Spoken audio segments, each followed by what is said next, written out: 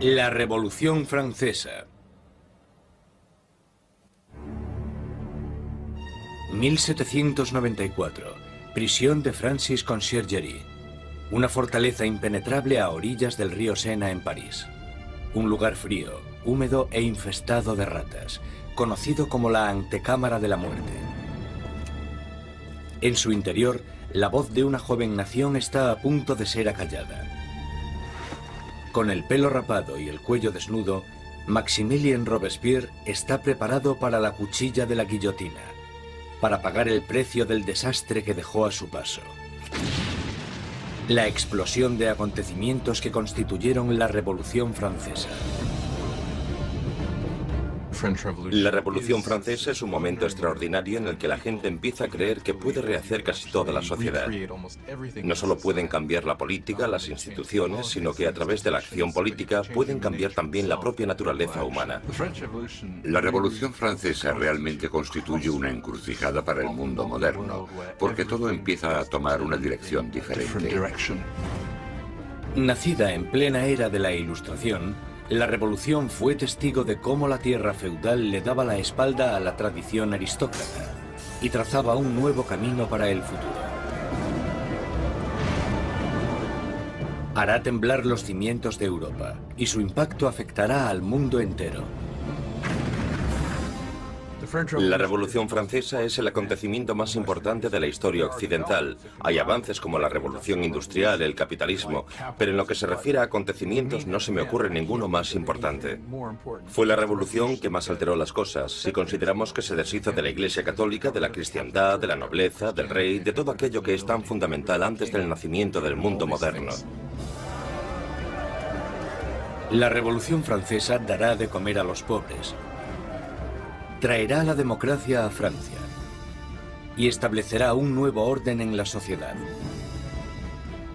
Pero el progreso tendrá un precio. Fue un momento de una extraordinaria esperanza y ambición, y de repente se convirtió en la tragedia más espantosa. Ahora Robespierre está destrozado y derrotado. Pero hace solo 2 días se alzaba como el triunfador de la revolución más grande y sangrienta de toda Europa. Era tan fiel a sus ideales que le llamaban el incorruptible. Era tan poderoso que con la más mínima palabra podía sembrar el miedo en toda la ciudad.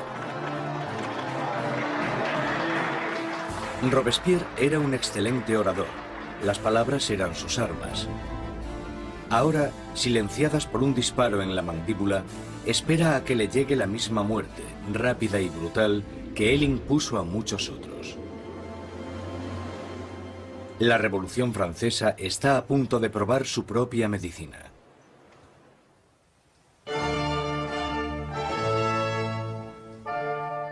En la primavera de 1770, nadie hubiese podido prever los turbulentos acontecimientos que estaban a punto de suceder. El Palacio de Versalles se llena de distinguidos miembros de la corte real. Acabado en 1682, Versalles fue la obra maestra del rey Luis XIV. Para poner cierta distancia entre él y sus súbditos, Luis XIV se trasladó fuera de la capital de Francia, a un pequeño pueblo a 19 kilómetros al este de París, donde ordenó la construcción del palacio más grandioso de toda Europa. Durante casi 100 años ha sido la residencia de la hasta ahora inquebrantable monarquía de la nación. Y hoy es testigo de una boda muy importante. El nieto del rey Luis XIV, el príncipe Louis Capet, el siguiente en la línea sucesoria al trono, está a punto de casarse.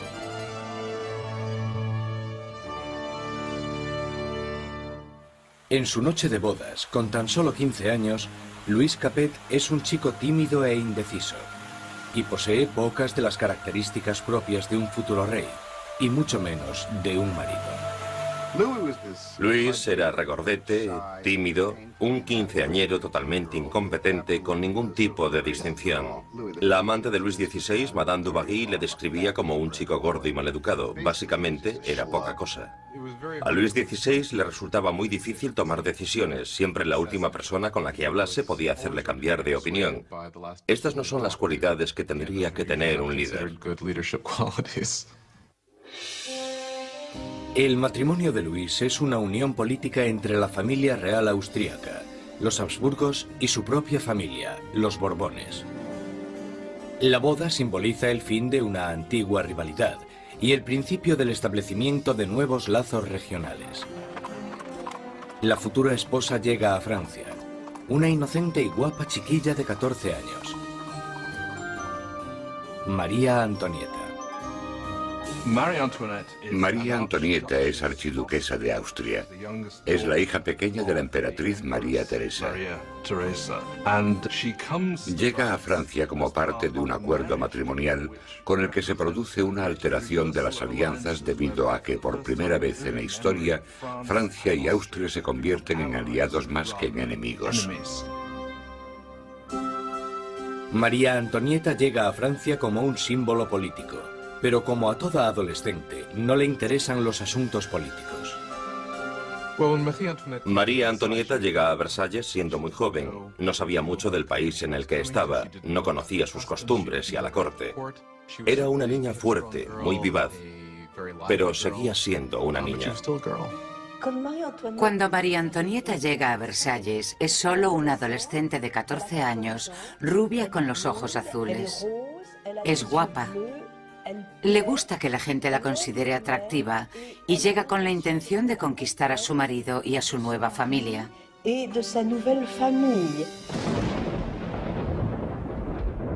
En la noche de bodas cae una tormenta que no hace presagiar nada bueno. Pero en el interior, el esplendor de la ceremonia ilumina el palacio mientras los recién casados se dirigen a su habitación real. En una ceremonia que simbólicamente asegura la concepción de un heredero, los cortesanos del rey presencian el momento en que la joven pareja se mete en la cama de matrimonio por primera vez. La gente está encantada y se crean grandes expectativas.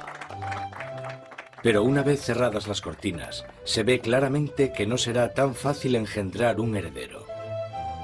Luis no solo no estaba interesado en gobernar, Luis tampoco lo estaba en amar. Y las primeras noches no le hizo mucho caso a su mujer, ni por extensión a su matrimonio. Pasarán años antes de que se produzca la consumación del matrimonio. La ausencia de un heredero pronto hará que surjan rumores en todo el país que continuarán persiguiendo a la pareja en los años venideros. La gran fiesta de la boda continúa durante varios días en Versalles, pero más allá de las puertas de palacio no hay casi ningún motivo de celebración. Años de mala administración por parte de la monarquía han llevado a los franceses a pasar penurias y hambre. Casi una década antes, el rey Luis XV había perdido una guerra de 7 años, luchando contra Inglaterra por América del Norte. El desafortunado conflicto casi arruina a Francia, dejándola sin dinero y sin prestigio. Las arcas del Estado estaban casi vacías. Sin embargo, su población aumentaba día tras día. Con enfermedades como la peste totalmente erradicadas, pocos morían, pero muchos pasaban hambre.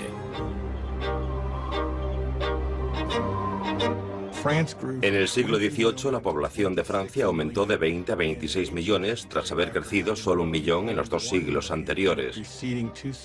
Esto causó una gran tensión generalizada y un nerviosismo en la gente. 4 años después de la boda real, el abuelo del príncipe Luis pierde su última batalla, contra la viruela. Muere Luis XV, un rey derrotado e impopular, dejando atrás a un país al borde del caos. En una espléndida ceremonia, el joven príncipe Luis hereda el trono y es coronado como Luis XVI. A pesar de la grandeza de su coronación, Luis XVI es totalmente consciente de que no está en absoluto preparado para ejercer de rey. Cuando muere el abuelo de Luis XVI y queda claro quién heredará el trono, él les dice que no sabe qué tiene que hacer, que se siente como si el mundo se le hubiese caído encima. A pesar de haber tenido una educación enfocada a su futuro reinado, no se siente preparado.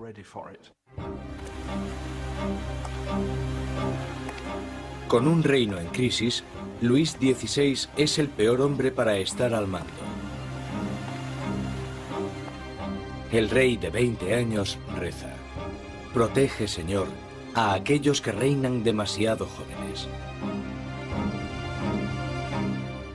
Instalados en los aposentos reales de Versalles, Luis XVI y María Antonieta empiezan su nueva vida como jóvenes monarcas.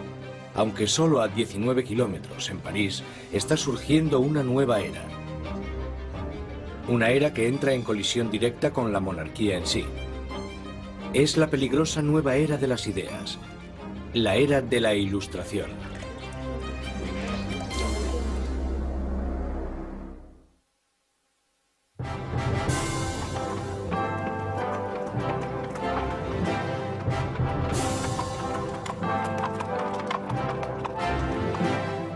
Mientras el carruaje real se va acercando al prestigioso colegio Louis le Grand en París, la gente se aglomera para echar un vistazo a la realeza. Es el momento de darle la bienvenida a París al nuevo rey, Luis XVI, y a su joven esposa.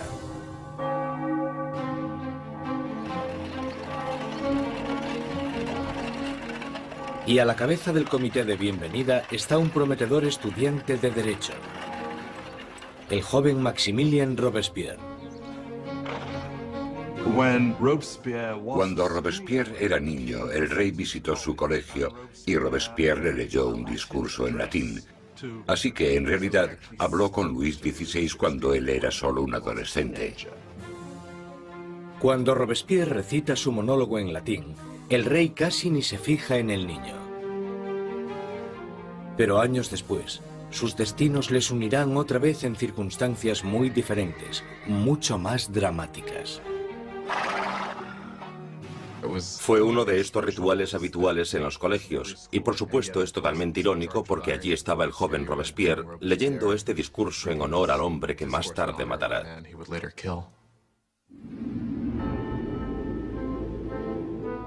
Por ahora, su acogida es cariñosa y sus halagos sinceros.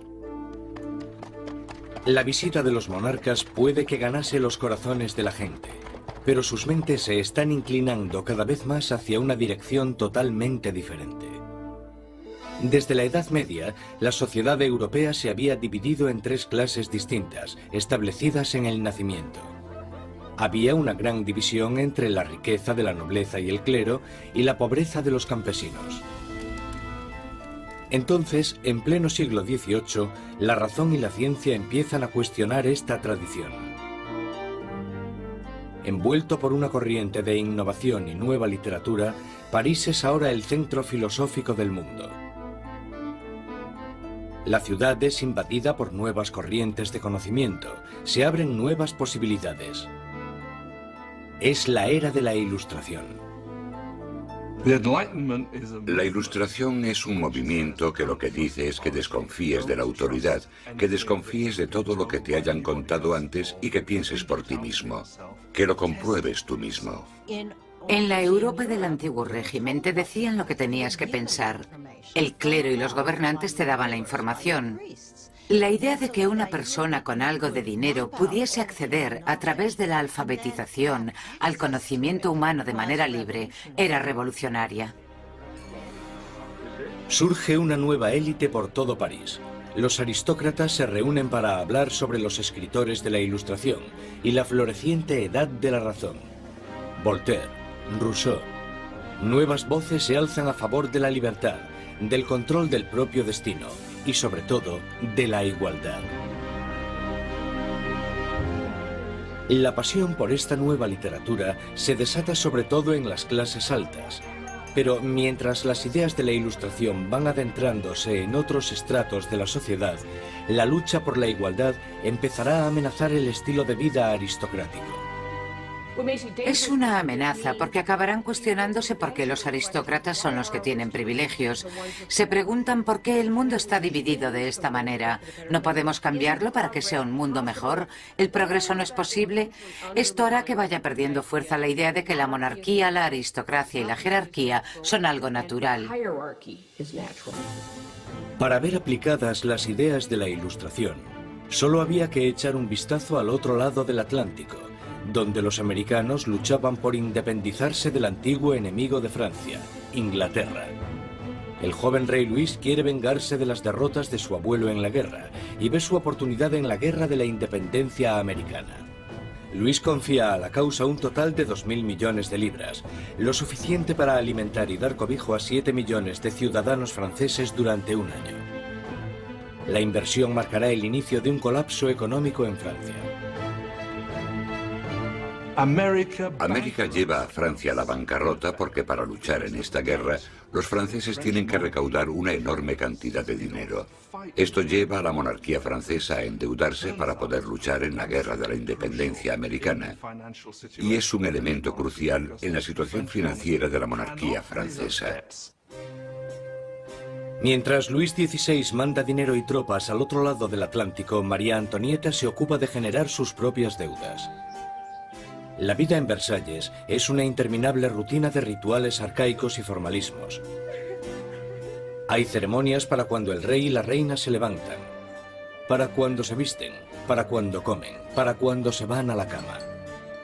Para entretenerse en medio de la monotonía de estos rituales, María Antonieta preside extravagantes desfiles de moda. María estaba obsesionada con una moda ridícula, sobre todo con esos recogidos tipo torre de varios centímetros de altura y que llevaban horas y horas de elaboración y en los que metían todo tipo de ornamentos y frutas. A muchos les parecían una obscenidad. Acabaron representando todos los problemas de ella, de Versalles y a esa cultura. Aparte de esta moda extravagante, María Antonieta se entretiene con los cotilleos de la corte, haciendo apuestas y representando obras de teatro. Cuando empieza a acumular deudas, le ponen el nombre de Madame Déficit. A María le ponen el nombre de Madame Déficit, ya que el país está sumido en un caos económico, y ella sigue gastando en vestidos, joyas y zapatos como si nada. Ella era la Imelda Marcos de su época. De todas las deudas que tiene la reina, la más grande es la que tiene con su país. Un heredero a la corona. En los 7 años que llevan casados, Luis XVI y María Antonieta aún no han concebido un hijo. Ella se encuentra en una situación cada vez más humillante. El trabajo de la reina es darle un heredero varón al trono francés. Y en esa época la gente la criticaba y estaba desilusionada. Decían que el rey nunca se debería haber casado con esa archiduquesa austriaca, porque ahora ni siquiera podía darle un heredero al trono. María Antonieta se encuentra en una situación desesperada. El apetito de Luis por la comida es incuestionable, pero el sexual está claro que no entra dentro del menú. María Teresa, la madre de María Antonieta, se cuestionaba: si una mujer tan guapa como mi hija no puede hacerle funcionar, ¿qué es lo que pasa? Luis XVI y su joven esposa María Antonieta no fueron capaces de concebir un hijo durante 7 años, y esto deslucirá el principio de su reinado. De sobra era conocida su afición de cerrajero. Había un montón de canciones sobre Luis el cerrajero, al que le costaba encontrar el agujero donde meter la llave. El desinterés de Luis XVI por el sexo es visto como una falta de hombría. Después de años de frustración y depresión por parte de la corte, al rey se le diagnostica una enfermedad curable llamada fimosis. Luis tenía una deformidad que hacía que la excitación sexual fuese extremadamente dolorosa, y por tanto no hubo consumación del matrimonio hasta que una operación quirúrgica lo corrigió, pero le aterraba operarse y le llevó años decidirse a hacerlo. Y cuando al final se operó, voilà. Después de una simple operación, la pareja pudo tener su primer bebé, María Teresa. Pero no es fácil reparar el daño que se le ha hecho a la imagen de María Antonieta durante años. Desde principios de 1780, las calumnias habían circulado por todo el país. Sátiras pornográficas del rey y de la reina, folletos obscenos que se reían de la impotencia de Luis XVI y retrataban a la reina como una ramera promiscua en una corte pervertida y decadente. Cuando la situación en el campo empeora, la opinión de la gente sobre la monarquía empieza a cambiar. Se producen muchas malas cosechas y la inflación aumenta el precio de la harina, llevando a la escasez de la parte esencial de la dieta francesa, el pan. Pero naturalmente estas privaciones acaban a las puertas de Versalles. Mientras los monarcas continúan viviendo en la extravagancia, las quejas se traspasan al papel. A la corte real se le acusa directamente. ¿Sabe por qué hay tanta gente necesitada? ¿Es acaso que su lujoso estilo de vida devora en un día lo que 1 millar de hombres necesitaría para subsistir? ¿Quién es el hombre que está detrás de estas acusaciones? El mismo joven que solo unos años antes felicitó al rey y a la reina por su coronación, Maximilien Robespierre. La gente pronto tendrá un portavoz que pedirá la libertad y la igualdad por la revolución.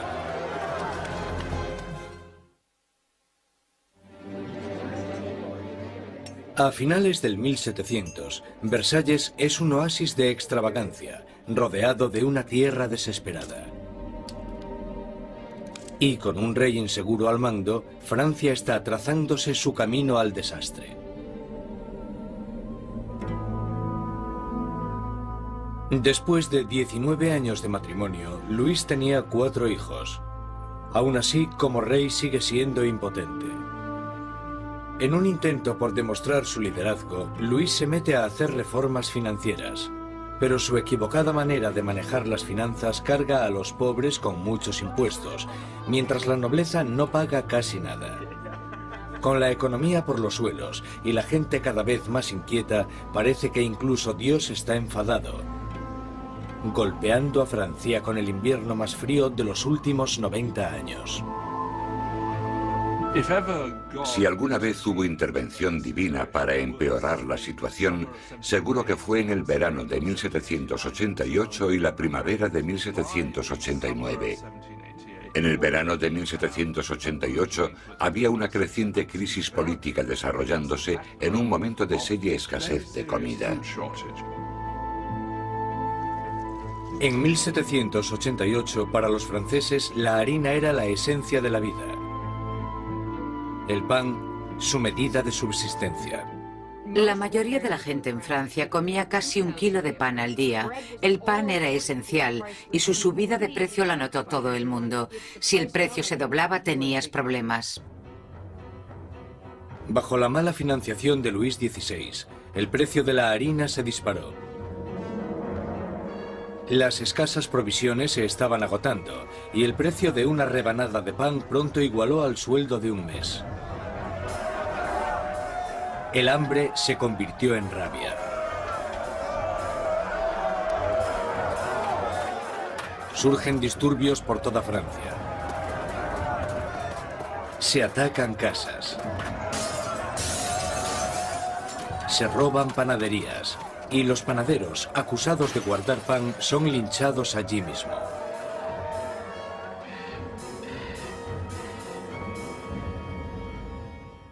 Con la economía destrozada, los bancos fuerzan a Luis XVI a contratar a un ministro de Economía, Jacques Necker. Necker, un pensador progresista, es popular entre la gente de una manera que Luis XVI solo puede envidiar. Durante la primavera del 89, Jacques Necker fue, sin lugar a dudas, el ministro más popular, porque saltó a la luz pública por sus escritos sobre el deber del gobierno de asegurarse de que haya pan y grano suficiente para todos. Con la nación en crisis fiscal, Necker insta a Luis XVI a convocar una reunión con el tradicional cuerpo representativo del reino, los Estados Generales. Es la primera vez en 175 años que se reúne a estos representantes. Políticamente, Francia estaba organizada en los llamados tres estados. El primero era el del clero, el segundo el de la nobleza y el tercero el de todos los demás. Y según los cálculos contemporáneos, los primeros dos estados los formaban el 3% de la población y el tercer estado el 97%. Mucha gente pensaba que era muy injusto que este tercer estado, que era la mayoría de la población, tuviese solo un tercio de los diputados. Consideraban injusto que el Parlamento tuviese 3 cámaras y que las 2 cámaras, la de la nobleza y la del clero, pudieran siempre anular la votación de la plebe. 4 de mayo de 1789. Un destacado joven abogado y político llega a Versalles. Maximilien Robespierre viene a presentarse ante los Estados Generales como diputado, para ser la voz que pida justicia para la gente que él representa, el tercer estado. Robespierre era un huérfano provinciano que había destacado académicamente con la obtención de una prestigiosa beca, convirtiéndose en un orador elocuente. Un mojigato en apariencia, pero con las ideas muy claras. Cuando volvió a su casa, al pequeño pueblo de Arras, las ideas de la Ilustración que había absorbido en los salones de París tuvieron a un poderoso defensor porque se convirtió en el abogado de los oprimidos de su pueblo natal. Cuando volvió a Arras y empezó a ejercer de abogado, leyó mucho sobre la Ilustración, y cuando Robespierre ejerció de abogado en Arras, intentó utilizar esas ideas en los casos que él estaba defendiendo. Robespierre y sus compañeros pedían que la nobleza y el clero pagasen sus impuestos. Pero Luis XVI se siente cada vez más amenazado por el creciente radicalismo del tercer estado. Entonces, el 20 de junio, después de 6 semanas de estancamiento, los diputados se dan cuenta de que están siendo silenciados. El 20 de junio, cuando los diputados llegan a la reunión y encuentran las puertas cerradas, sospechan de un complot.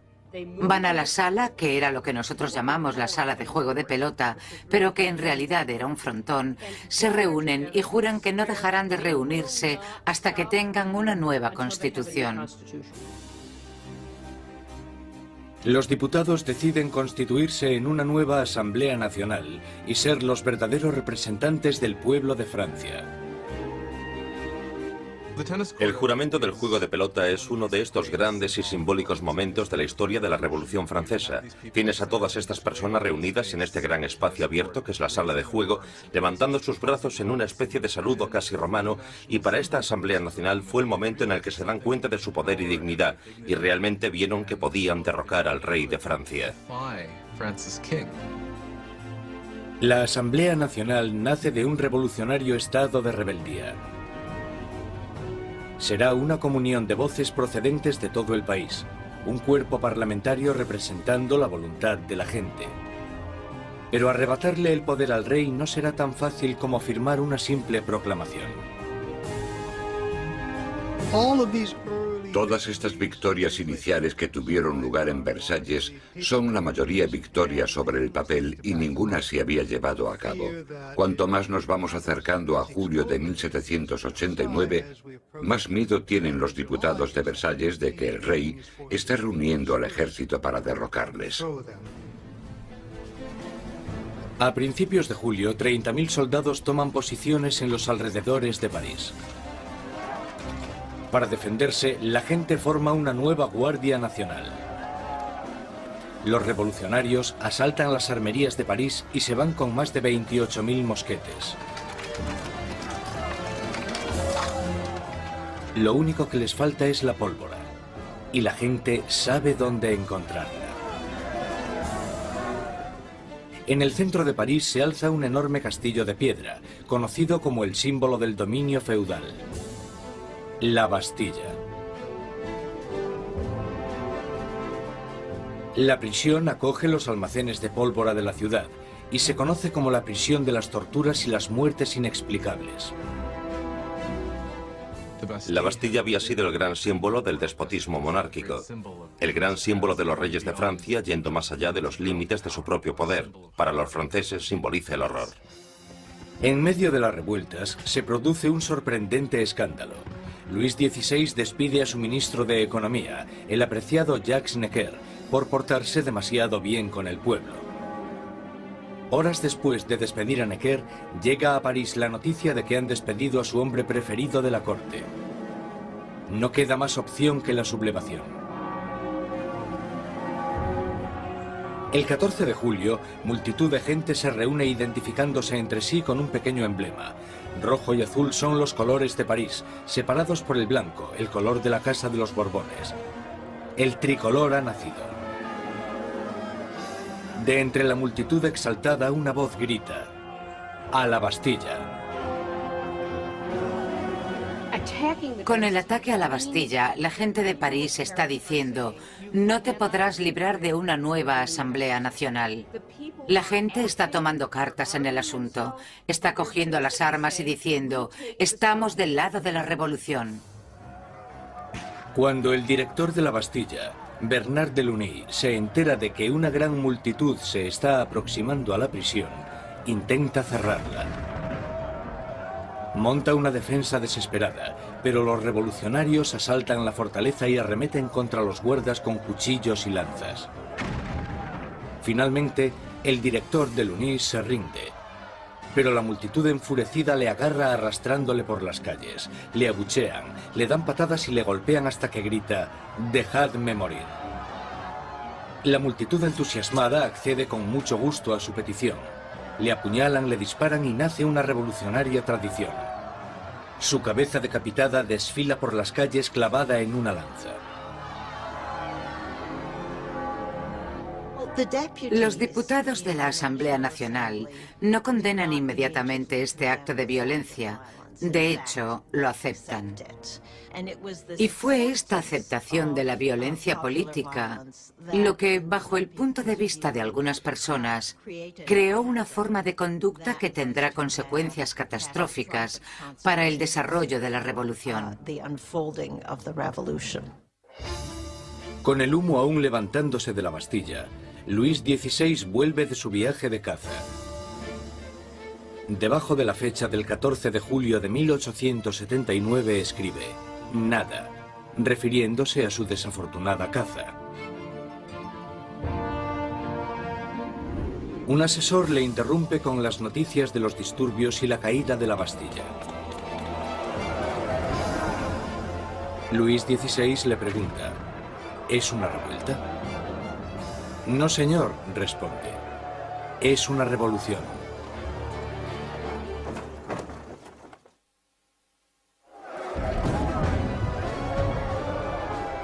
La victoria en la Bastilla desata el irrefrenable torrente de la revolución. La gente ha desafiado a su rey y ha ganado. No hay vuelta atrás. Como símbolo de la derrota del feudalismo, la gente, hombres, mujeres y niños, atacan y destruyen la Bastilla con sus propias manos, ladrillo feudal a ladrillo feudal. Están empezando a desmantelar el pasado. Los franceses querían destrozar la Bastilla lo más rápido posible, pero no tenían la posibilidad de usar explosivos poderosos. Así que esto se hizo muy despacio, pero con un ímpetu tremendo. Se repartieron los ladrillos y se vendieron como símbolos de la demolición del despotismo. La energía en las calles da un nuevo ímpetu a la Asamblea Nacional. En pocos días se escribe una nueva constitución llamada la Declaración de los Derechos del Hombre y del Ciudadano. En este atrevido documento, las arcaicas distinciones de clases son abolidas y todos los hombres son considerados totalmente iguales. La Declaración de los Derechos del Hombre y del Ciudadano era una declaración promulgada por la Asamblea Nacional en la que se decía que la soberanía pertenecía al pueblo, a la nación. No se hace mención alguna al rey en todo este documento. Por tanto, con la presentación del mismo, la propia Asamblea estaba haciéndose con el poder. Con la nueva Asamblea Nacional como portavoz, los ciudadanos de Francia se dispusieron a cambiar toda la estructura de su sociedad. Exigían una monarquía constitucional, unos derechos iguales para todos los hombres y unas leyes razonables en las que basar la justicia. Para que se oyeran más las voces de la revolución, Robespierre exigió la libertad de prensa, que había sido censurada en el antiguo régimen.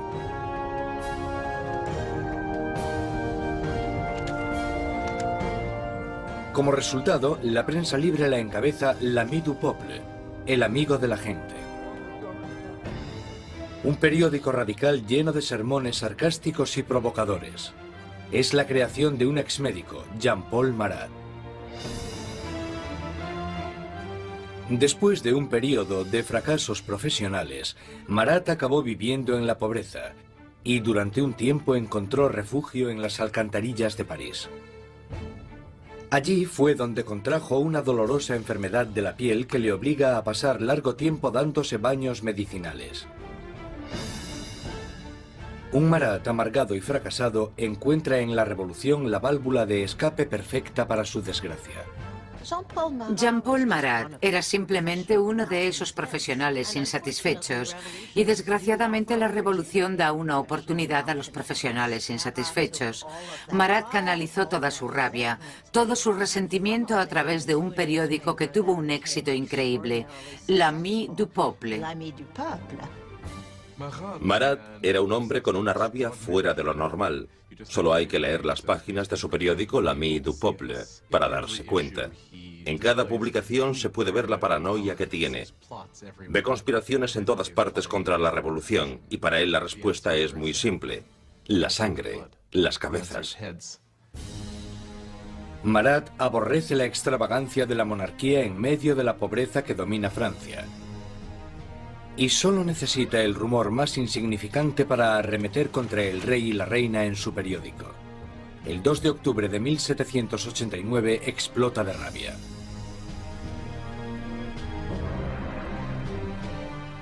A París llega la noticia de que el rey ha celebrado una fiesta en Versalles y que en ella los decadentes monarcas habían tirado al suelo la bandera tricolor, el símbolo de la revolución, y la habían pisoteado.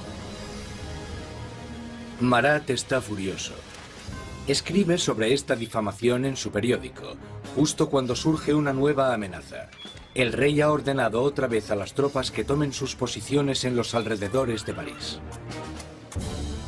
Con el golpe maestro de la Bastilla aún reciente en las mentes de las personas, Marat insta desesperadamente a entrar en acción. Gente de París, es el momento de que abráis los ojos. Salid de vuestro letargo, despertad. Una vez más, despertad. 5 de octubre. París se despierta con un ensordecedor ruido de campanas. Las mujeres se reúnen cerca del ayuntamiento para protestar por la escasez de pan. Y, según la gente se va enterando de la ofensiva fiesta del rey, el miedo al acercamiento de las tropas reales se mezcla con la rabia. Pronto, miles de mujeres se dirigirán a Versalles, con lanzas y pistolas en sus manos. Las mujeres van a exponer sus quejas al rey. El núcleo de esta multitud estaba compuesto por las famosas poissardes, las temidas pescaderas de los mercados centrales, famosas por su complexión fuerte y su valentía. Iban equipadas con cuchillos enormes de escamar pescado y estaban muy fuertes para transportar cajas. Yo no me atrevería a meterme con ellas. Son mujeres de los barrios pobres que se ven afectadas por el aumento del precio del pan y la escasez de productos. De repente se dan cuenta de que tienen que hacer algo. Es bastante increíble que estas mujeres de a pie, que seguramente la mayoría no supieran ni escribir su nombre, de repente se convirtiesen en las protagonistas de un proceso histórico. En Palacio, la noticia de que había un grupo de mujeres acercándose llegó a oídos de la reina. Cuenta la leyenda que fue en este momento cuando María Antonieta dijo la famosa frase que en realidad nunca dijo. María Antonieta no dijo, dejadles comer tarta. Eso es un mito. Desgraciadamente a María Antonieta probablemente ni siquiera le importaron los pobres de su país el tiempo suficiente como para decir eso. Mientras las mujeres se reúnen fuera de las puertas, Luis XVI se da cuenta de que la revolución ya no puede ser ignorada. La tiene en la puerta de su casa. Acepta firmar la Declaración de los Derechos del Hombre y del Ciudadano, pero la multitud continúa aumentando durante la noche. Cuando llega la mañana, hay 20.000 personas acampadas fuera de Palacio Real. Para acabar con los signos de distancia entre el rey y sus súbditos, la multitud enfurecida pide que el rey y la reina se trasladen a París. Más indeciso que nunca, Luis XVI es demasiado débil para responder. Su indecisión desatará la furia entre la multitud y pondrá las vidas de la familia real en grave peligro. Al no conseguir conformidad inmediata con lo que ellas quieren, realmente parece que van a matar a la reina.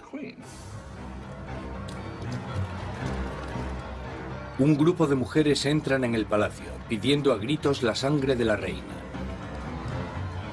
Matan a los guardas, los decapitan y clavan sus cabezas en lanzas. Estaban como locas gritando por todo el palacio. Dadme sus entrañas, dadme su cabeza, yo quiero una pierna, yo quiero un brazo. Creo que estaban tan frenéticas que si la hubiesen encontrado probablemente la habrían descuartizado.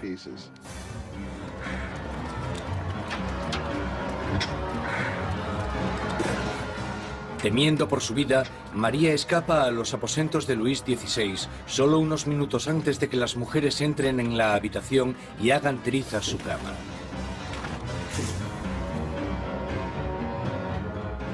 El rey y la reina están ahora a la merced de la multitud.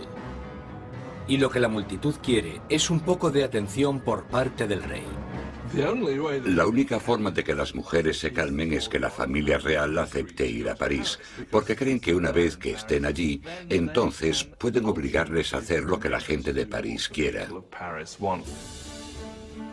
60.000 personas inician la marcha, llevándose de Versalles carros y carretas de harina de la despensa real. El carruaje real es escoltado todo el camino hasta París. El rey y la reina son obligados a ir a París con las cabezas de los guardas que habían sido masacrados en el castillo.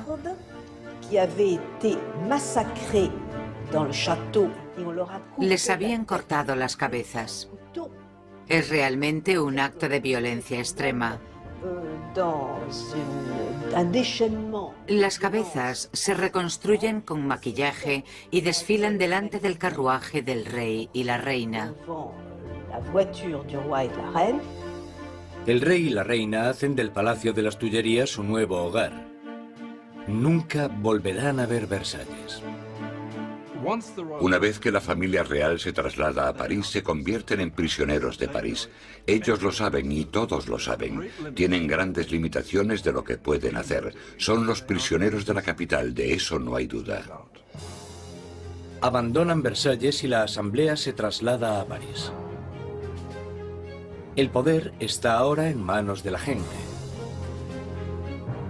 Francia tendrá una nueva democracia, unas nuevas leyes, y una nueva e inolvidable forma de justicia hará su debut en el Estado revolucionario. La guillotina.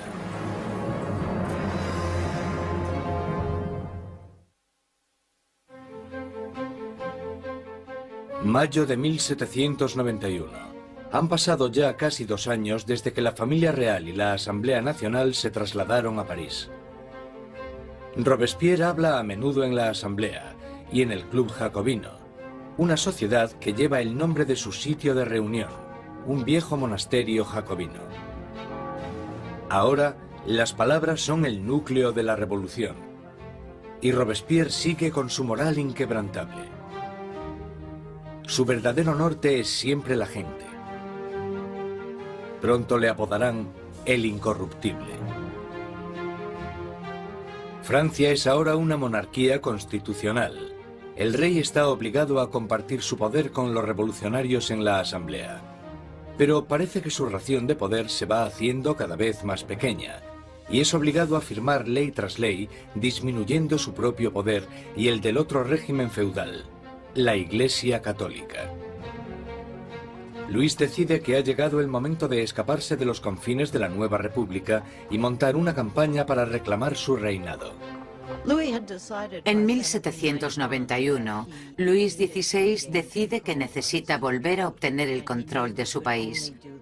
Y sabe que solo puede hacer eso con la ayuda de un ejército extranjero. Así que su idea es dejar el Palacio de las Tullerías y avanzar hacia la frontera más cercana. 21 de junio de 1791. El rey y la reina se disfrazan de criados y, protegidos por la oscuridad, se escapan de París. Inician una carrera hacia la libertad. Pasada la medianoche, llegan al pequeño pueblo de Varennes, 160 kilómetros al este de París. Están cerca de la frontera con Austria. La salvación solo a unos pocos kilómetros de distancia, pero su intento de fuga no irá más allá.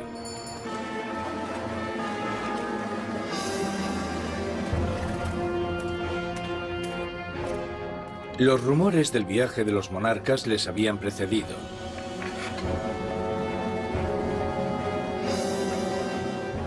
Un oficial del pueblo para el carruaje y les pide los pasaportes.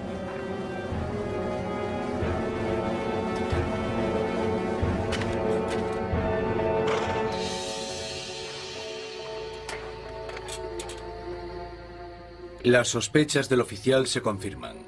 Es la firma del rey. El hombre está impresionado, pero los guardias revolucionarios de cerca de allí no se sienten nada intimidados por esto.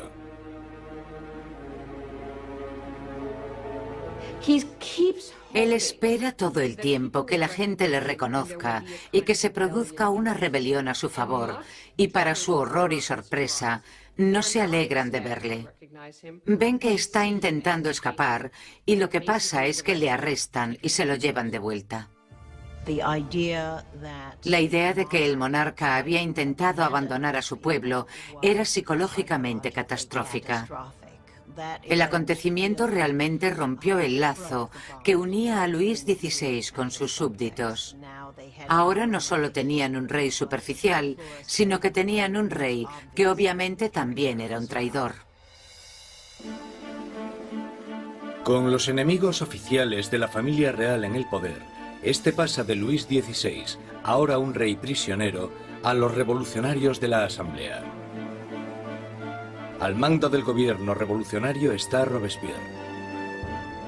Él brilla en lo alto del podio, dictando órdenes de todo tipo. Exige el sufragio universal y el fin de la esclavitud en las Antillas francesas. Pide incluso con más pasión la erradicación de la pena de muerte.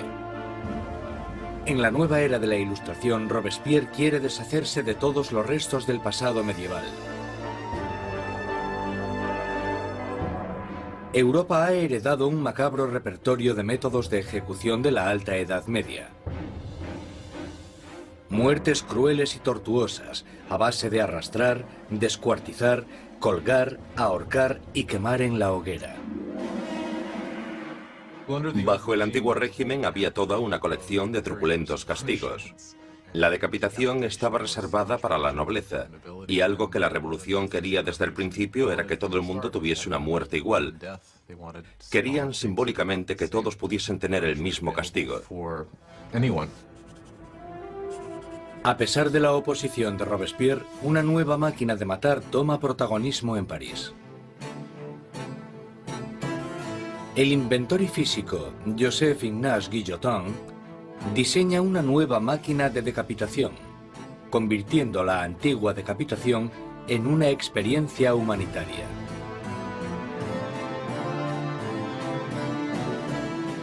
El doctor Guillotin describe su nuevo aparato a la Asamblea. El mecanismo cae como un rayo. La cabeza sale volando. La sangre se desparrama. El hombre está muerto. El mayor defensor del derramamiento de sangre, el periodista Marat, publica un artículo entusiasta en su periódico anunciando el nuevo nombre del aparato: guillotina. Pronto se conocerá con otro nombre: la Cuchilla Nacional. Los revolucionarios franceses creían en los valores humanos. Creían que no se debía causar un sufrimiento innecesario. Y lo que les gusta de la guillotina es que es rápida y eficiente. Y parece ser que, a pesar de que nadie haya regresado para contarlo, es indolora. La guillotina silenciará a los enemigos internos de la revolución, a cualquiera que sea sospechoso de planear el regreso del rey al trono. Pero son los enemigos de alrededor de Francia los que más preocupan a la Asamblea. Hay un miedo creciente de que los miembros de la familia real que huyeron a Austria inicien una contrarrevolución armada. La Asamblea exige un ataque preventivo, una declaración de guerra a Austria. Robespierre está en contra. Robespierre es una de las pocas personas que se opone a la guerra, porque piensa que los enemigos ganarán. Robespierre teme que el país no esté preparado porque no tiene un ejército capaz de derrotar al enemigo, y por tanto el enemigo llegará y destruirá la revolución. Robespierre no consigue convencerlos. En abril de 1792, la Asamblea declara la guerra a Austria, el país gobernado por la propia familia de María Antonieta. Surge un sentimiento nacionalista. Si Austria derrota al ejército revolucionario, Luis XVI sin duda reclamará su trono. Y se sospecha que María Antonieta está ayudando al enemigo mediante el envío de cartas a sus familiares en Austria, en las que se les pasa los movimientos de las tropas francesas para que obtengan ventaja. Todo esto mientras el rey y la reina simulan su apoyo a la revolución.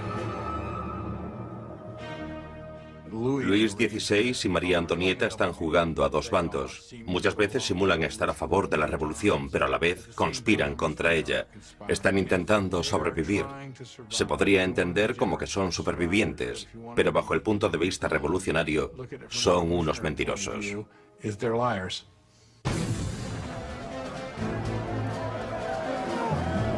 Con el ejército francés sufriendo grandes pérdidas en la frontera, llega la noticia de que en París el aliado de Austria, Prusia, se ha unido a la invasión. Las tropas están bajo el mando del duque de Brunswick, un general prusiano. La tensión invade las calles de París. Y entonces los periódicos publican una carta del duque de Brunswick, un manifiesto en el que se amenaza con destruir París si se le hace daño a sus majestades el rey y la reina. Una amenaza equivocada que fracasa totalmente. 10 de agosto de 1792. 27.000 ciudadanos armados, empujados por la rabia y la indignación, se dirigen al Palacio de las Tullerías e inician un ataque salvaje contra los guardias reales. Al final mueren más de 800 hombres de ambos bandos. El rey huye y busca protección en la Asamblea, pero ya no existe la monarquía. A Luis le han quitado oficialmente su título. Ha nacido la República Francesa. La cuchilla de la guillotina es bautizada con la sangre de los restantes guardias de Luis XVI.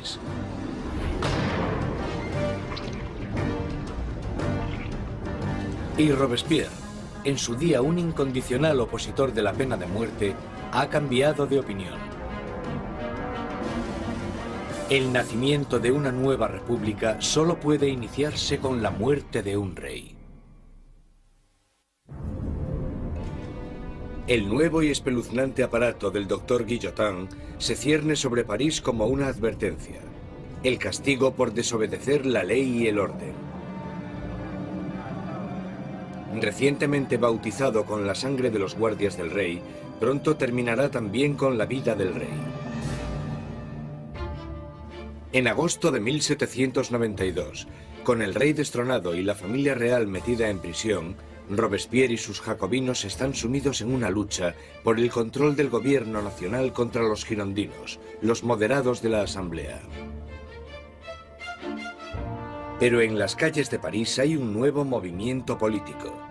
Como símbolo de su rechazo a la tradición aristocrática, los ciudadanos de a pie se niegan a llevar los calzones o culottes de los aristócratas.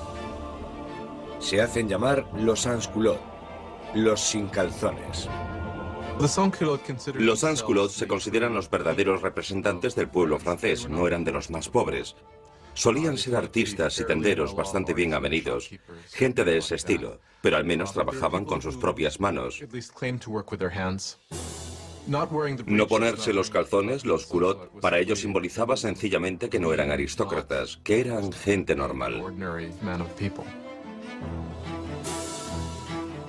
Los sans-culottes toman el control del gobierno de la ciudad de París, mientras que los jacobinos y los girondinos incitan al país a no apoyar a la Asamblea Nacional, ahora llamada la Convención. La Convención está luchando por el control del ejército francés, que está rápidamente perdiendo territorios contra Austria y Prusia. Mientras en la frontera se sigue luchando contra los enemigos, el gobierno revolucionario toma medidas enérgicas contra los enemigos de la ciudad, los traidores monárquicos que podrían poner a París en manos de los invasores. Más de 100 personas son arrestadas y metidas en prisión, curas, periodistas y hombres y mujeres de a pie. Robespierre se centra en la crisis interna, pero su amigo, el ministro de Justicia, Georges Danton, incita a todos los hombres, jóvenes y adultos a que se unan al campo de batalla. Es sociable y llamativo, todo lo que Robespierre no es. Pronto, el nombre de Danton se empieza a oír por todo París. Danton es un personaje lleno de vida, grandilocuente, un bebedor empedernido, libertino, que a pesar de pertenecer a la clase alta, al contrario que Robespierre, es capaz de identificarse totalmente con los trabajadores, de una manera que Robespierre simplemente no puede. Según se va acercando el enemigo, la convincente retórica de Danton moviliza a la gente, haciendo que muchos se decidan a acudir al frente. Hay un momento muy famoso en el que los ejércitos austríaco y prusiano les están invadiendo, y él se pone delante de la gente y grita eso de: para vencer nos hace falta audacia, más audacia y siempre audacia. Realmente es una persona capaz de dirigir a un país en la lucha contra el invasor. Es un momento extraordinario. Al irse tantos hombres al frente a luchar, París se queda indefenso, con las cárceles llenas de prisioneros políticos. Un miedo inquietante inunda la ciudad. La creciente multitud de prisioneros quizás sea difícil de contener. Marat lanza a los ciudadanos revolucionarios una propuesta sangrienta: bajar a las prisiones y matar a todos los que estén dentro. Los ejércitos extranjeros estaban acercándose a París. Si llegan a entrar en contacto en París con los enemigos de la revolución en las prisiones, entonces esto hubiera dado lugar a algo terrible desde el punto de vista de la gente.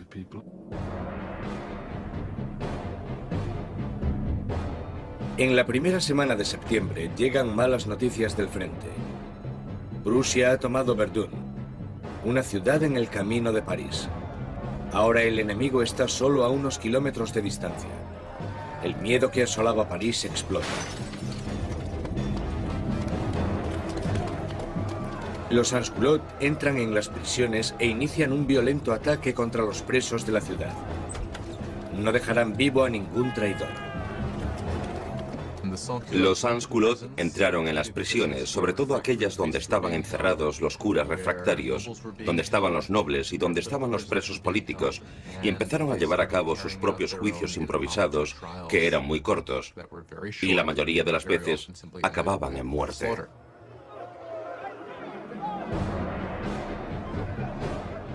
Las mujeres son violadas o mutiladas. Los curas son destripados. Los aristócratas descuartizados. En la primera masacre, más de 1.600 personas son asesinadas en solo unos días. Cuando la noticia de las masacres de septiembre se extiende por Europa, los enemigos de la revolución sienten repulsión.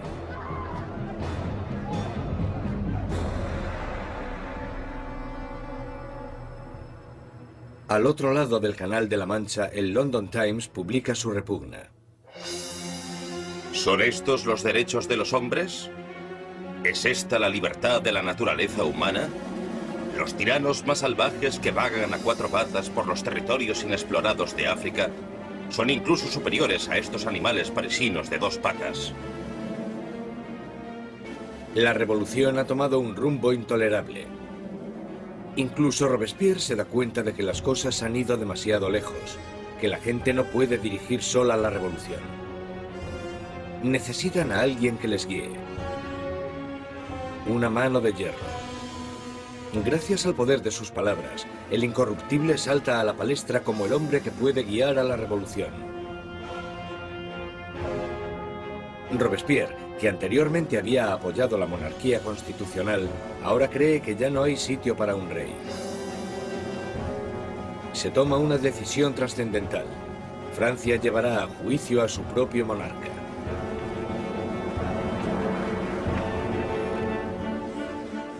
Con el veredicto reducido a una mera conclusión, el único debate sobre la mesa es la condena. Los moderados, los girondinos, piden que no se acabe con su vida. Y esto les deja a un lado de la convención. A los girondinos se les planteaba una cuestión importante en lo que se refiere al rey, porque aunque ellos estaban convencidos de querer una república, no estaban tan seguros de que fuera necesario matar al rey. Los jacobinos, que querían la sangre del rey, superaban en número a los girondinos. ¿Por qué los jacobinos querían matar al rey? Yo creo que porque, como muy bien dijo Robespierre, para que la revolución pueda vivir hay que matar al rey. Si está bien que haya un rey, entonces algo va mal en la revolución. En todos los sistemas que existen, solo hay un castigo para la traición, y ese es la muerte. Por tanto, en ese sentido, si el rey es culpable de traicionar a su país en tiempos de guerra, entonces la conclusión es que debe sufrir la muerte de un traidor. El 20 de enero de 1793, Luis XVI es declarado culpable. Se dicta sentencia. El rey debe morir.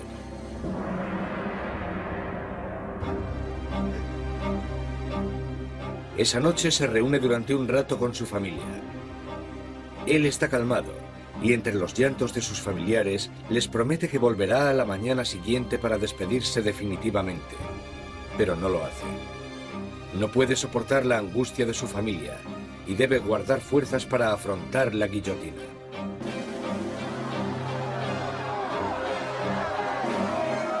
A la mañana siguiente, un carruaje lleva a Luis XVI al patíbulo. Estoicamente camina hacia la guillotina.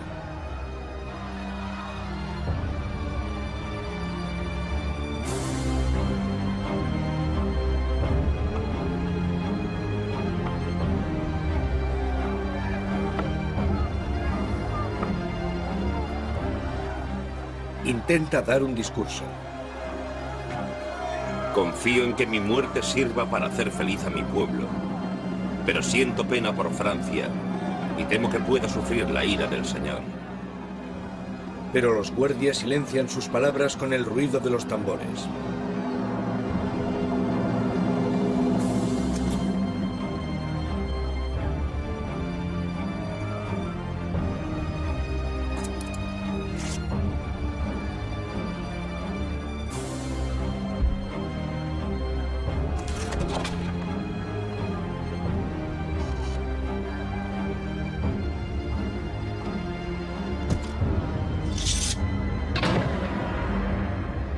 A las 10:22 de la mañana se acaba con la vida del hombre que fue rey de Francia.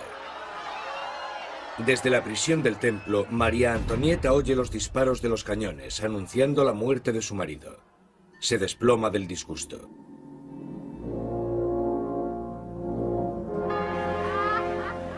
La sangre del rey es derramada.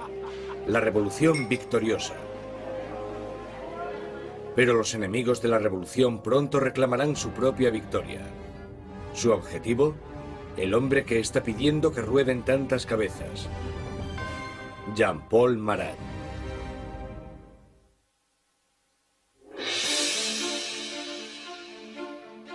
La ejecución del rey Luis XVI marca la victoria definitiva para los revolucionarios. Un momento cumbre en el que la joven nación, la República Francesa, nace literalmente de la sangre. A finales de 1792, los radicales jacobinos, por miedo a que la nueva revolución corra peligro de ser saboteada por los traidores, deciden utilizar medios cada vez más violentos. Pero los girondinos, que representan a los campesinos franceses, quieren frenar la creciente violencia por miedo a que desencadene una guerra civil. Su mayor oponente, Jean-Paul Marat, responde a los girondinos con furiosas palabras en su periódico, publicando los nombres de aquellos que él cree que están conspirando contra la revolución. Marat, que anteriormente había exigido la ejecución de 200 personas, ahora pide la de más de 200.000. Cuando observas el periodismo de Marat, te das cuenta de que tiene un principio básico que es el de ser más radical que nadie y exigir que se mate a la gente. Si observas el periodismo de Marat, todo el rato dice, con solo cortar unas cuantas cabezas todo irá bien. Y cuando las cosas no van bien, si cortas unas cuantas cabezas más todo irá bien. De repente, los parisinos empiezan a matar a gente y Marat es el primero que quiere llevarse el mérito por eso. Pero el movimiento radical no ha llegado a todas partes. La gente de las afueras de París está furiosa con la creciente brutalidad de los jacobinos y piden que pare el derramamiento de sangre. Este mensaje llega a oídos de la encantadora Charlotte Corday, una chica provinciana sencilla pero a la vez segura de sí misma. Charlotte Corday es una mujer corriente de la ciudad de Caen que está horrorizada por las muertes que están sucediendo y quizás con razón considera que Marat es el principal responsable de todo esto. Él ha jugado un papel decisivo en el radicalismo de la revolución. La gente seguía pidiendo que rodasen cabezas. 13 de julio de 1793. Charlotte Corday llega a París. Sabe que el amigo del pueblo tiene una política de puertas abiertas y que a Marat se le puede encontrar en su casa a cualquier hora, dándose baños medicinales.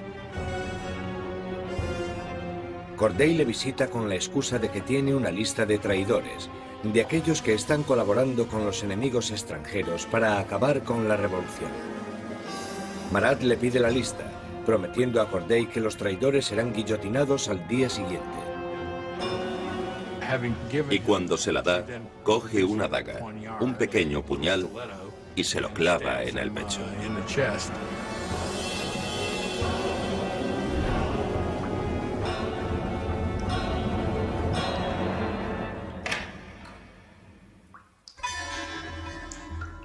El llamado amigo del pueblo muere en el acto. La furiosa voz de su periódico es silenciada.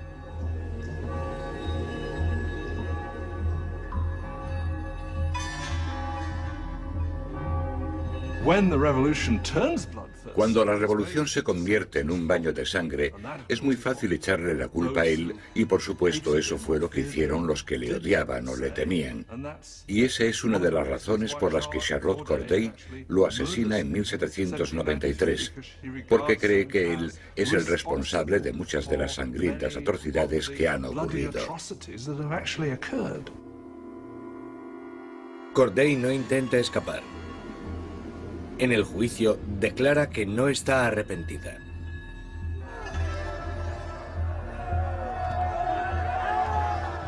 ¿Qué esperaba conseguir asesinando a Marat? La paz. Ahora que está muerto, volverá la paz a mi país. Charlotte Corday es rápidamente ejecutada y su sueño de paz muere con ella. Ha matado a Marat el hombre, pero ha creado a Marat la leyenda, y su famosa muerte es retratada por un pintor revolucionario, Jacques-Louis David. Se convirtió en un mártir. Se convirtió en algo casi como una figura religiosa. Había gente que incluso le rezaba, decían corazón de Jesús, corazón de Marat.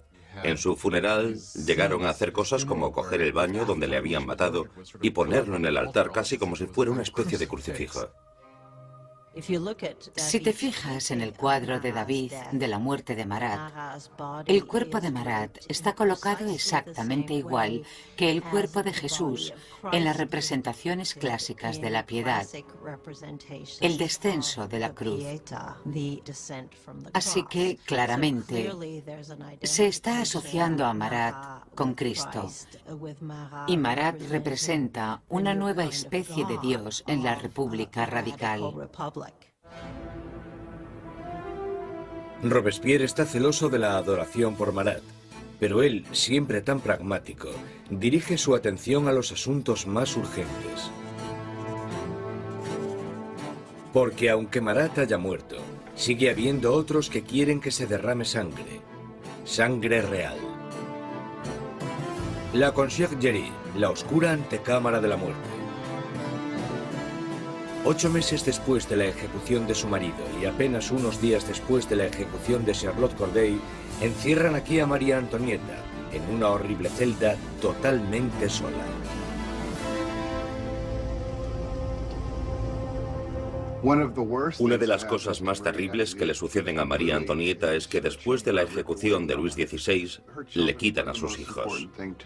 Sus hijos eran lo más importante para ella y sabía que los revolucionarios someterían a su hijo a terribles torturas para que se olvidase de sus orígenes reales.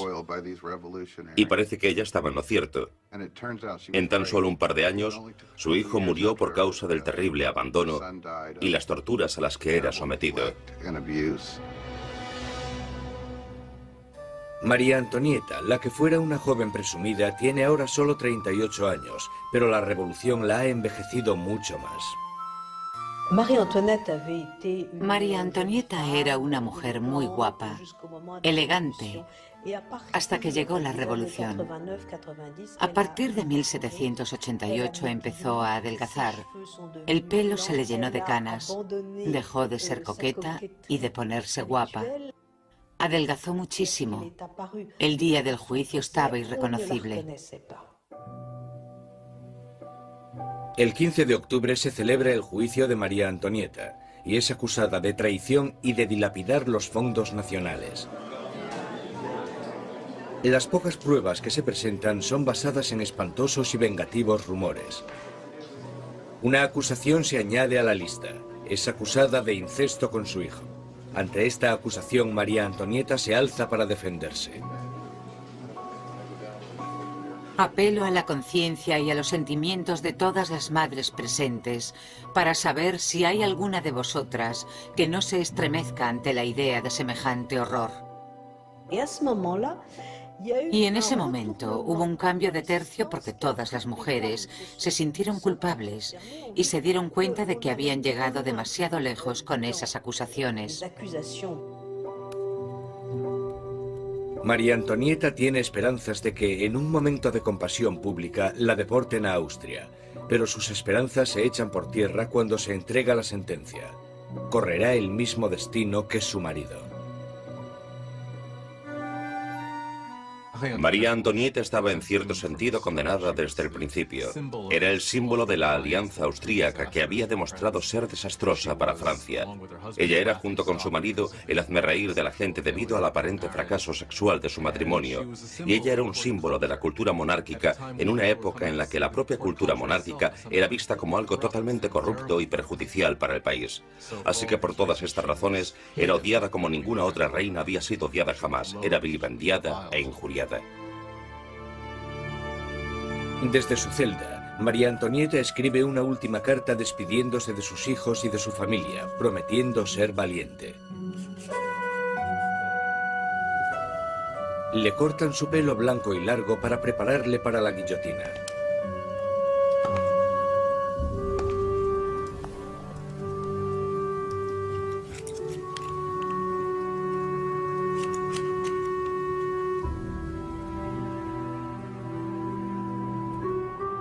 Le atan las manos con firmeza. Mientras es escoltada para salir de la prisión, tiene la esperanza de que llegue un carruaje. En vez de eso, es una carreta, la carreta donde van los criminales comunes. Ella esperaba que cuando la llevasen al patíbulo recibiría el mismo tratamiento que recibió el rey, lo que suponía subir en un carruaje cerrado para que la multitud no pudiese llegar hasta ella. Pero la pusieron en una carreta abierta y la gente le gritaba todo tipo de cosas, cosas horribles, terribles amenazas. Apenas la sombra de la soberana que fue, María Antonieta mantiene su dignidad de reina mientras desfila por las calles de París.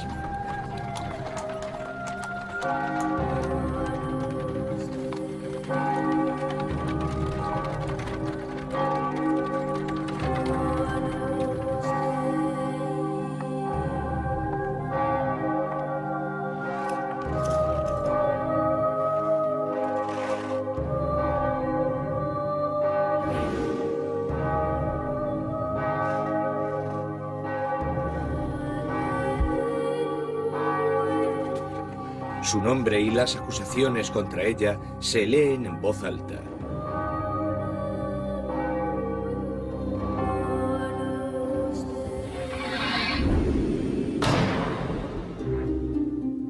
La última reina de Francia ha muerto. Varios días después, tras incontables ejecuciones, un miembro de la Convención Nacional comenta lo absurdas que son estas masacres, y sus aliados, uno detrás de otro, son guillotinados. Él dijo, la revolución es como Saturno, devora a sus propios hijos. Danton le contesta, las revoluciones, amigo mío, no son un camino de rosas. El derramamiento de sangre solo acaba de empezar.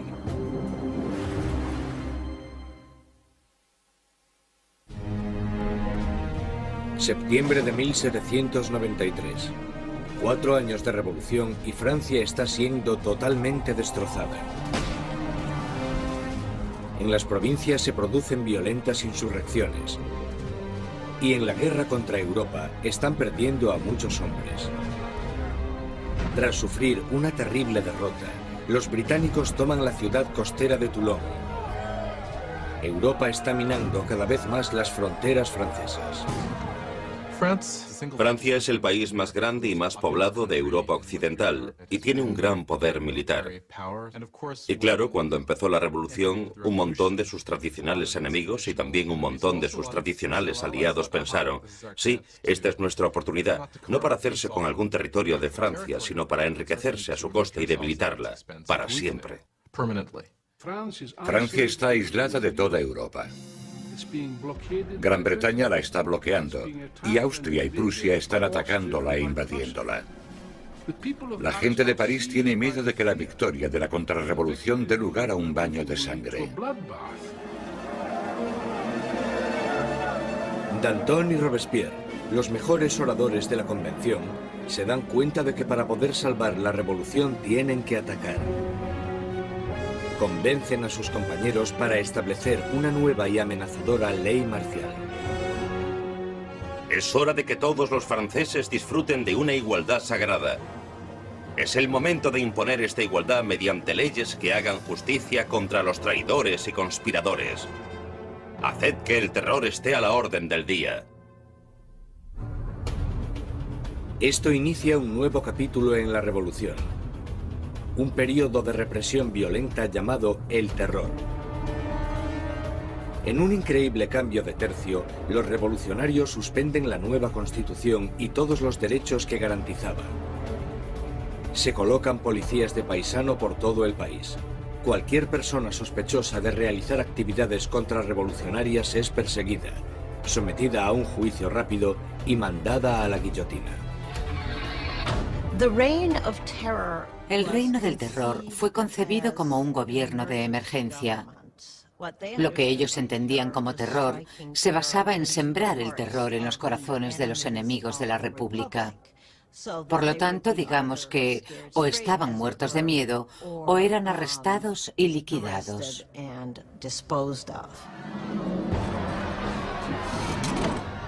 La más mínima sospecha podía mandar a cualquiera al patíbulo.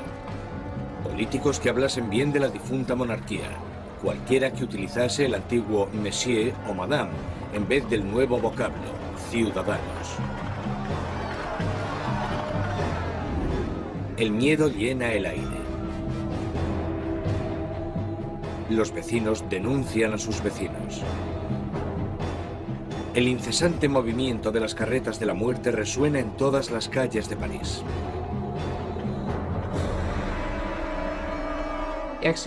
La gente está totalmente pendiente de las ejecuciones. Saben que en París hay policías de paisano, bastantes policías de paisano por todas partes, de pie en la cola del pan, escuchando lo que las mujeres dicen y arrestándolas si no les gusta lo que oyen. Podían arrestarte por quejarte por lo caro que estaba el pan.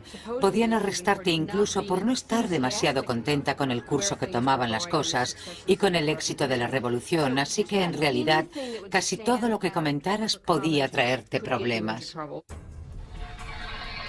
La Asamblea constituye un tribunal revolucionario, acelerando los juicios y las ejecuciones con una eficacia implacable. Para consolidar el poder, forman un consejo de 12 hombres y lo denominan el Comité de Seguridad Pública.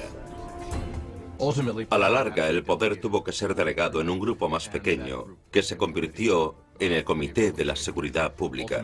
Al final eran 12 personas que gobernaban Francia como una dictadura colectiva.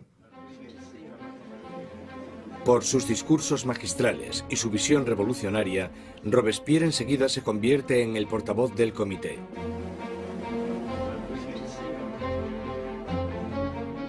Y su voz está pidiendo que se derrame más sangre. Una de las ironías de la vida política de Robespierre es que desde el principio él estaba totalmente en contra de la pena de muerte. Y por supuesto se tendrá que comer sus propias palabras cuando más tarde se convierta en un defensor acérrimo del terror y la guillotina. Nunca llegó a responder a eso directamente, excepto cuando dijo, bueno, los tiempos han cambiado. La revolución había vuelto implacable a Robespierre. El que fuera un apasionado defensor de la libertad de prensa ahora restituye la censura, vestigio del antiguo régimen.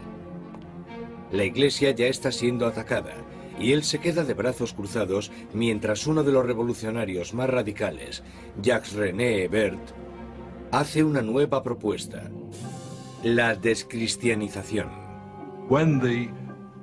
En plena crisis de la guerra y en plena rebelión interna, la gente empieza a decir que la culpa de todo la tienen los curas, la religión. Y que lo que tenemos que hacer, si queremos salvarnos de los enemigos de la revolución, es destrozar el poder de la Iglesia Católica. La superstición, el fanatismo, eso es de lo que trata la religión y por tanto lo que tenemos que hacer es erradicar todo eso. Las calles que llevaban la palabra San son cambiadas de nombre.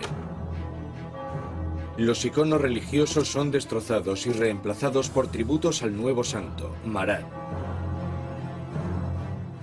La Iglesia parecía simplemente ser el enemigo de los revolucionarios radicales. A las iglesias y las catedrales les arrancan los altares, rompen las vidrieras, rompen las estatuas, simplemente destrozaron toda la riqueza de la Iglesia. Por supuesto, a los europeos esto les chocó, incluso más que la muerte del rey. Ni siquiera salvaron el calendario cristiano. Los años ya no son numerados a partir del nacimiento de Cristo, sino a partir de septiembre de 1792, el año del derrocamiento de la monarquía. Ahora es el año 1. A los meses se les da un nuevo nombre según las estaciones. Julio se convierte en Termidor, abril en Floreal. Los meses duran 3 semanas, cada una de 10 días de duración. El calendario revolucionario seguramente fue diseñado como una especie de arma contra el cristianismo, contra la creencia cristiana. Por supuesto, al tener una semana de 10 días, la gente ya no sabría cuándo era domingo. Eso era lo que esperaban. El terror se extiende por toda Francia. Se condenan las insurrecciones con una sanguinaria e implacable crueldad. En la ciudad de Lyon, donde los contrarrevolucionarios están ganando terreno, el Comité de Seguridad Pública sienta un ejemplo brutal. Cientos de rebeldes son atados, llevados a campos y acribillados en masa.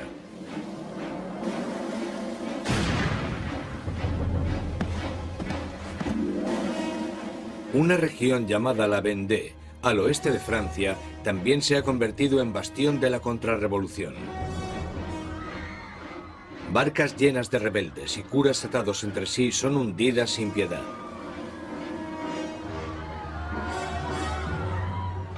Más de 100.000 personas son asesinadas solo en la zona de la Vendée.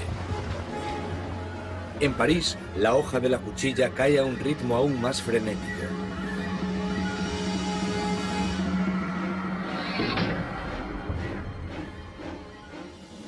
Pero los ejércitos franceses están finalmente obteniendo victorias en la frontera. Bajo el mando de un magnífico joven comandante llamado Napoleón Bonaparte, el ejército francés obliga a la Marina británica a realizar una humillante retirada en Toulon. La revolución está en su punto álgido. Robespierre está en su momento de más poder. Ha acabado con los enemigos de la revolución y ha asegurado su éxito sembrando el terror. Durante un tiempo, el terror fue un mecanismo muy efectivo para conseguir la unión del país, la unión del gobierno, y para luchar en lo que fue, después de todo, una guerra en varios frentes, en el frente este, en el frente norte, contra enemigos externos. Una guerra civil en la zona de la Vendée, que fue la más sangrienta de todas, y también una guerra civil contra los girondinos y otros revolucionarios en contra del gobierno. El terror había alcanzado sus objetivos. Pero no se para ahí, y no parará, hasta que destruya al hombre que lo sembró. Maximilien Robespierre.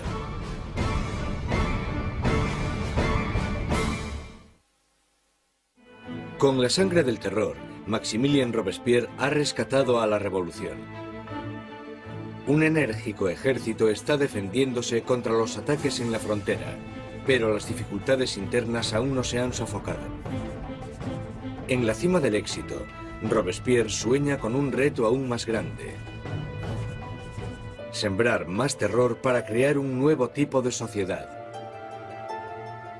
La República de la Virtud. Con virtud se refiere a la virtud cívica. Es un principio fundamental para Robespierre. Por ejemplo, no puedes ser un ciudadano virtuoso con simplemente obedecer la ley. Debes de estar activamente involucrado en el trabajo del Estado, y eso incluye acabar con los enemigos del Estado. El 5 de febrero de 1794, Robespierre da un discurso destacando su filosofía. El terror sin la virtud es desastroso, pero la virtud sin el terror no vale para nada. Asocia la virtud con el terror. El terror en ese momento se convierte, a su manera de ver, en un instrumento con el que crear virtud. Pero otros no están de acuerdo. Para Danton, la revolución está yendo por el camino equivocado. Él y sus seguidores, los dantonistas, creen que es el momento de acabar con el terror, porque este ya ha hecho su función. En la primavera de 1794 las cosas empiezan a mejorar.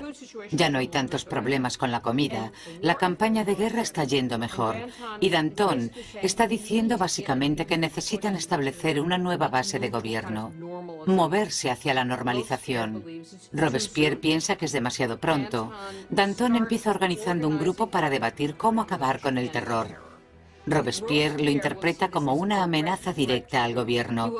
No lo ve como una simple diferencia de opinión sobre la dirección que debe tomar la política. Lo ve como una traición. Y en la República de la Virtud de Robespierre, solo hay una respuesta a la traición. Los dantonistas son perseguidos y enseguida sentenciados a muerte.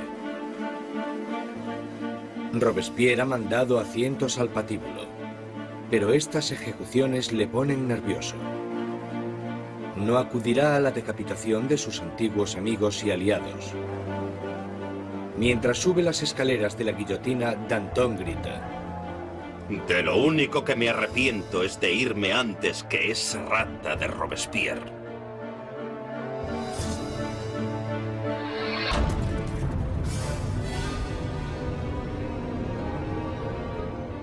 Con los dantonistas fuera de su camino, Robespierre inicia en Francia un período aún más sangriento y terrorífico. El Gran Terror. El Gran Terror es el nombre de la última fase del terror que duró desde la primavera hasta el verano de 1794. En este periodo, el ritmo de las ejecuciones empieza a aumentar de verdad, con lo que se desata el miedo, principalmente en París, aunque en todo el país empieza a aumentar de manera exponencial. Se calcula que al mes en París se realizaban 800 ejecuciones, y al final del periodo incluso más.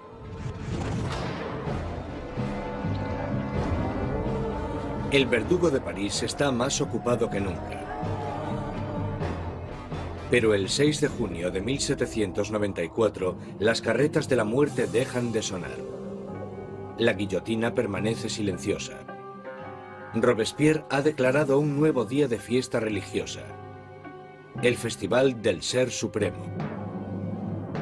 Quiere reemplazar al viejo dios católico por uno nuevo, la diosa de la razón. Dicen que Robespierre nunca apoyó las políticas ateas. Él pensaba que la gente necesitaba creer en una divinidad y ayudó a introducir este culto que se llamaba el culto al Ser Supremo. Y creo que fue en junio de 1794 cuando se colocó este increíble escenario con coros de gente vestida de blanco cantando y se construyó esta especie de montaña de papel maché en el centro de París. Y en el momento más importante de la ceremonia, el propio Robespierre salió de la cima de esta montaña vestido con una toga y caminando montaña abajo. Y creo que en ese momento un montón de gente pensó, vale, ¿quién se cree que es? ¿Acaso se cree que es Dios? ¿Acaso se cree que es el rey? Mientras el Gran Terror se descontrola, los aliados de Robespierre se dan cuenta de que ha perdido totalmente el contacto con la realidad. Hay algunos que piensan que Robespierre realmente había llegado a un punto tan extremo e irracional que ya no había vuelta atrás. Unos creen que su fanatismo le ha superado y otros que simplemente se ha vuelto loco. Una vez más, Robespierre centra sus sospechas en aquellos que están cerca de él. El 27 de junio, ahora el 9 de Thermidor, aparece en la convención y da un discurso lleno de amenazas. Será el último discurso que dará. Robespierre comete un error. Anuncia que tiene una nueva lista de enemigos de la República, pero no quiere darla. Todo el mundo teme estar en ella. Y cuando al día siguiente decide hacerla pública, le arrestan antes de hablar. Un improvisado coro de voces grita a Robespierre. Él les mira en silencio. Los diputados le acusan de rebeldía e inmediatamente le retiran de la convención. Robespierre y varios de sus aliados son llevados al ayuntamiento, donde permanecen vigilados durante la noche. Por la mañana temprano se oyen disparos y los guardias corren al segundo piso. Abren las puertas y se encuentran con una escena espeluznante. Uno de los aliados de Robespierre se ha tirado por una ventana. Otro se ha pegado un tiro en la cabeza. Y a Robespierre lo encuentran semi-inconsciente, con una herida de bala en la cara y la mandíbula destrozada por un supuesto intento de suicidio.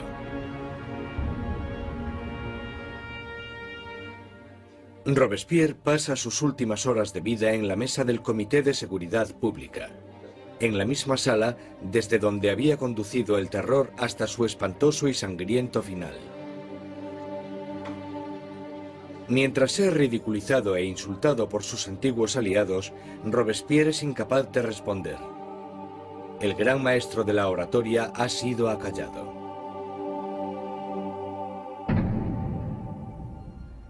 En la Conciergerie, donde la última reina de Francia le había precedido, Robespierre se prepara para la hoja de la cuchilla nacional. Su compañero de celda, el revolucionario Saint-Just, le señala un dibujo de los derechos de los hombres y el ciudadano, y declara, por lo menos hicimos eso. Robespierre encabezó la revolución y cambió la estructura de Francia. Estableció un nuevo orden de sociedad e instauró un sistema sangriento y tiránico para asegurarse el éxito. Pero estaba destinado a ser una de las últimas víctimas de este sistema.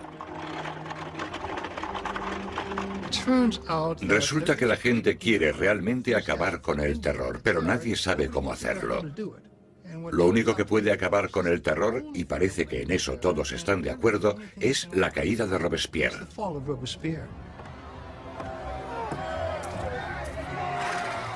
El 27 de julio de 1794, la guillotina acaba con el incorruptible.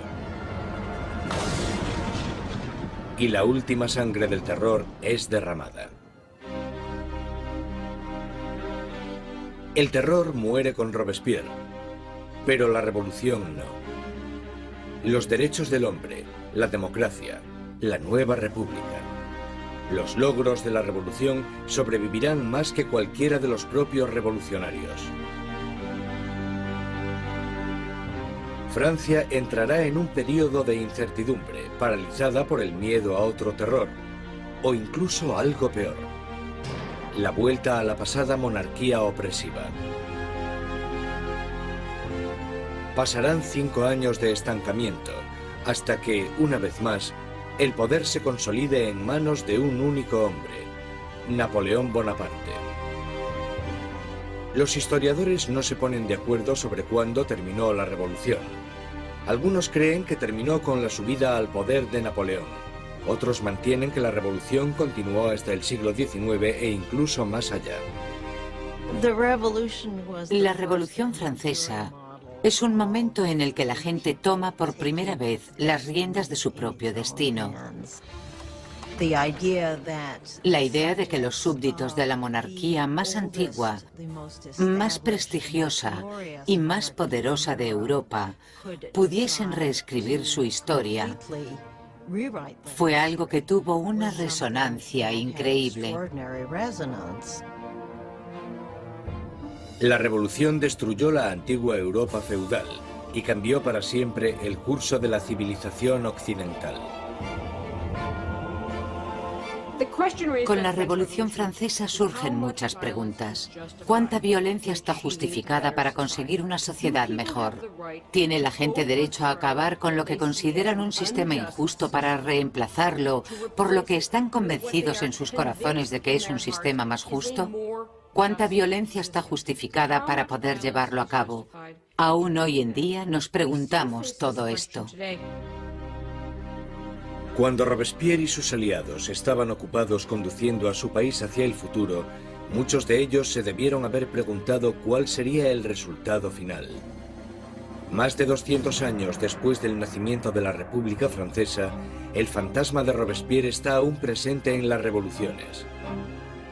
Desde Rusia hasta Vietnam, desde China a América Latina. Los experimentos franceses con la democracia han inspirado los modelos de todo el mundo.